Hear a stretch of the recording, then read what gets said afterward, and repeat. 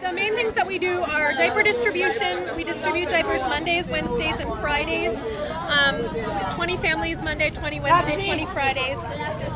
So 60 families a week. And this group that came in, I told you guys, this group just came in. They brought a ton of diapers that'll last us almost a month, which is fantastic. And as you'll see, there's not really any opportunity, any place to wash,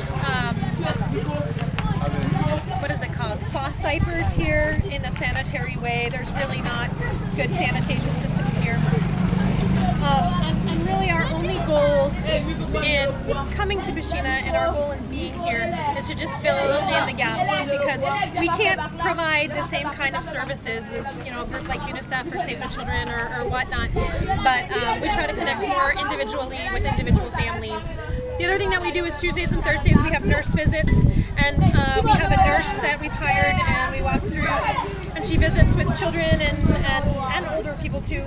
We do hospital transports, we do referrals to doctors, we provide some over-the-counter medications, and we're hoping to get working with some, they're working on their medical NGO with CCH right now, so we're really limited in terms of what we can do from a medical basis until we get that. But what are you saying? We're limited to medical until we get a medical. We're an NGO in Haiti, an official NGO in Haiti, but we're not a medical NGO in Haiti, and so we can't distribute medications legally.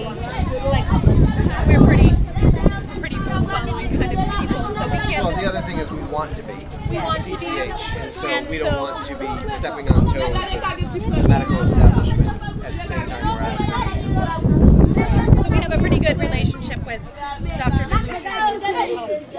So we're working on all that. So we kind of tread lightly on some of the medical stuff.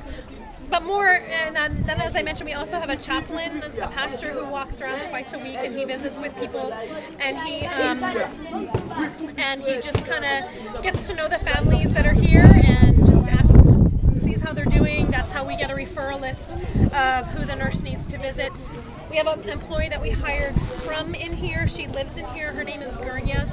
She was widowed in the earthquake. Her husband and her lived in Port-au-Prince. He was an attorney, and she had come to Jacmel to visit her family. She was born in Jacmel. She came to Jacmel to visit her family on the 11th of January, and then the 12th happened, and the big earthquake happened, and so then she didn't know,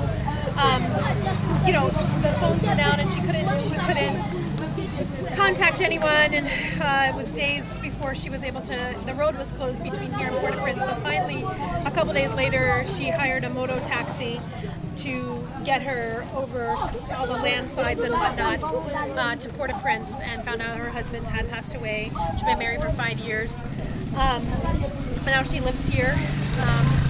And so she works with us. She's kind of our feet on the ground here. She helps us make the lists for distribution when we do diaper distribution.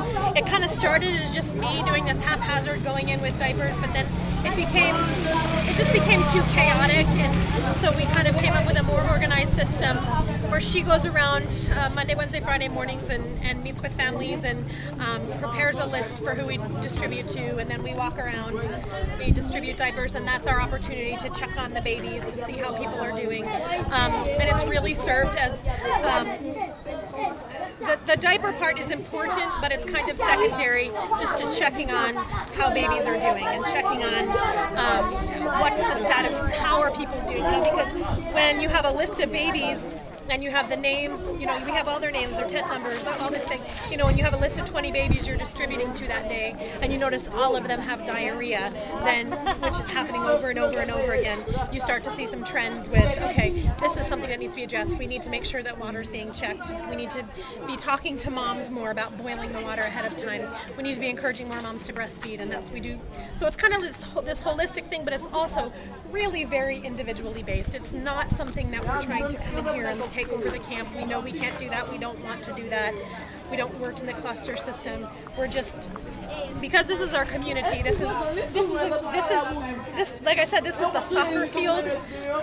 We just want the soccer field back. We want to get people meet their needs where they are, and then kind of move on from there. So we're just going to Normally, they come in, they truck in, and treat the water and fill up the bladder. Okay. It's not purified, but it's chlorinated. So most of the bad stuff is out of Try it. again. 1, 2.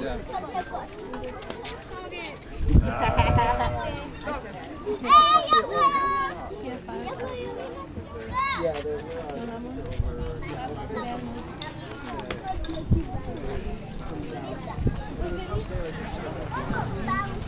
Yeah, no man. C'est bonjour. Bonjour. Oui. TV. Bonjour.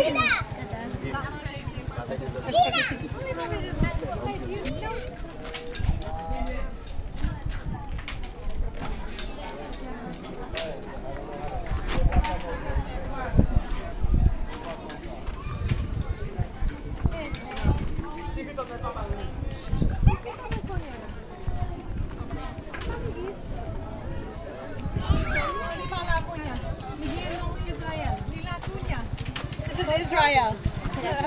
Oui, c'est Israël.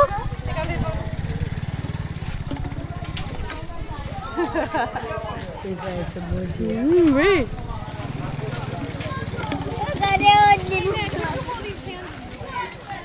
Yeah, why? We have 7 chicks and 3 of our own.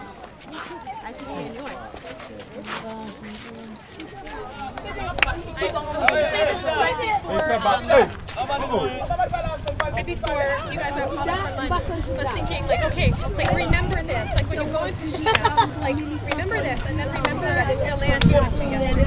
And, like, Mikey and Georgia, like, their job is, like, getting that land developed so that literally kids that are living here are going to be living there.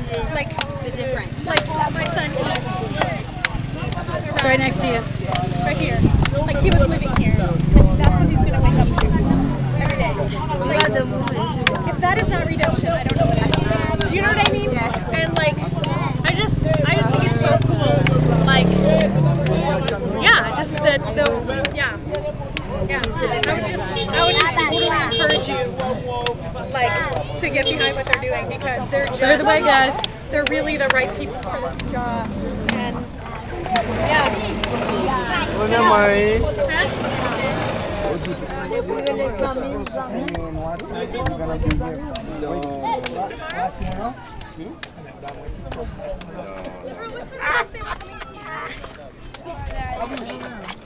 Oh, me big.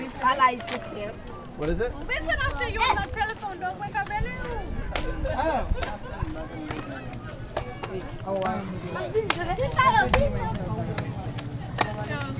He doesn't have a telephone.